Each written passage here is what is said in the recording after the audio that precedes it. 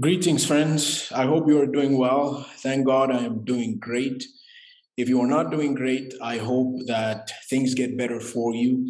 And if this video contributes to that, I would be delighted. And I would like to hear if this video contributes towards your well being. So today I'm recording the last video on the series on meaning that we began 3 weeks ago or 4 weeks ago. So I've been answering 4 questions. I've answered 3, and today I'm going to answer the last one, which is the 4th question. The first question was, is there meaning in life? And I gave 2 answers. I gave an answer in the context of Darwinian evolution, and then I gave another answer in the context of biblical creation. And the second video was, what is the meaning of life? And I also gave 2 answers, one on answering from a Darwinian perspective, the other one answering from a Christian perspective. And I forgot to include something else. When I talked about the Darwinian perspective, I included theistic evolution. And then the third video was, okay, the meaning of life in the context of evil and suffering, how to make sense of that. Yeah, so today I'm discussing purpose, which is the 4th video and the last one.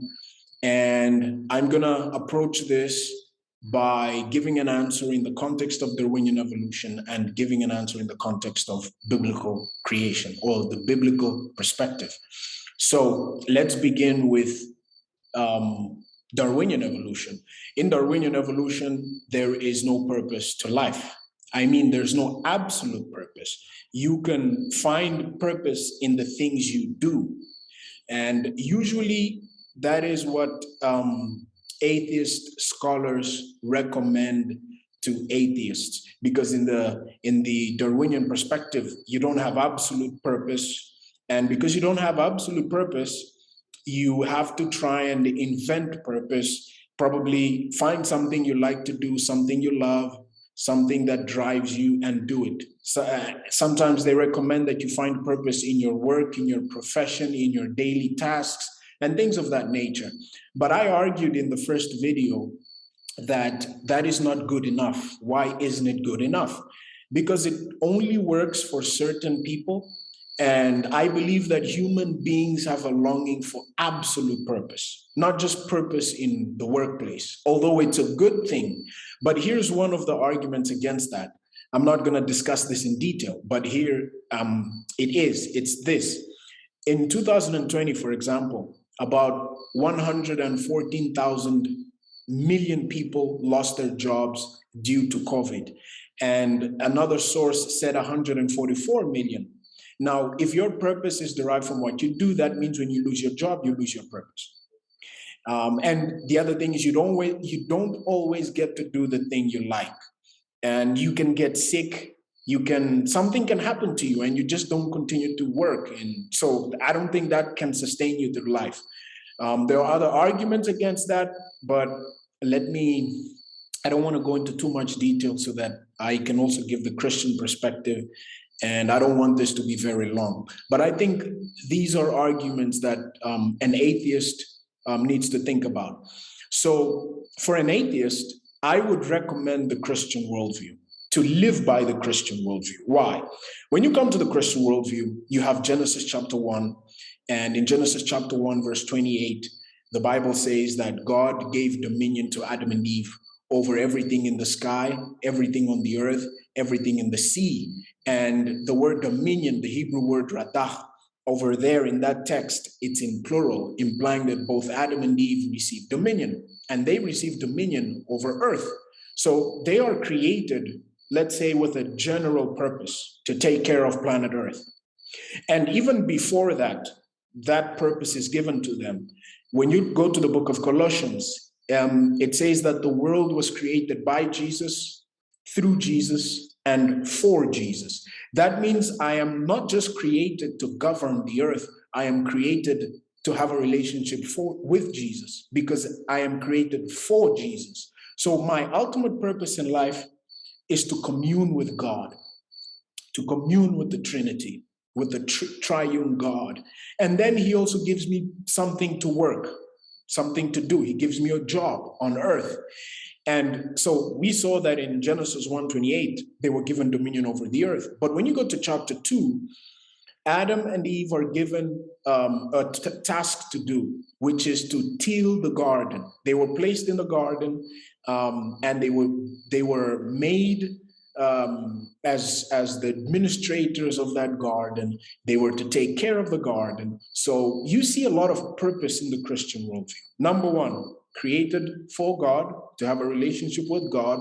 Number two, you're created as a radah, as a governor, as a ruler. And then you are created more specifically to take care of your garden. So there's responsibility in the Christian worldview. You go from something very general to something very specific. Lastly, biblically, when someone accepts Jesus and enters Christianity, they are given spiritual gifts. Spiritual gifts gives you a sense of purpose within the context of the church and community, all right? Because you get gifts like pastoring, pastoring, apostleship, and prophesying, and so many other gifts. All these gifts gives you a sense of purpose within the community. You don't just have a purpose as a community, which is to lead people to God, but you also, and reflect God's character, you also have a purpose within the community, something more specific.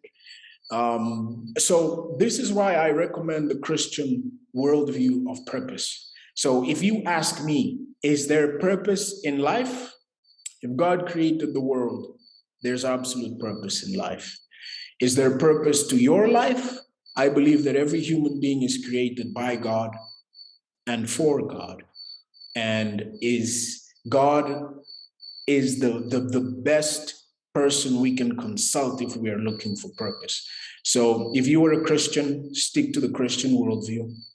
If you are not a Christian, consider the Christian worldview. The fact that the Christian worldview is so practical, and the fact that it has good implications for human life, to me, it implies that it's worth a serious consideration. I believe that many people who reject the Christian worldview don't give it a serious consideration.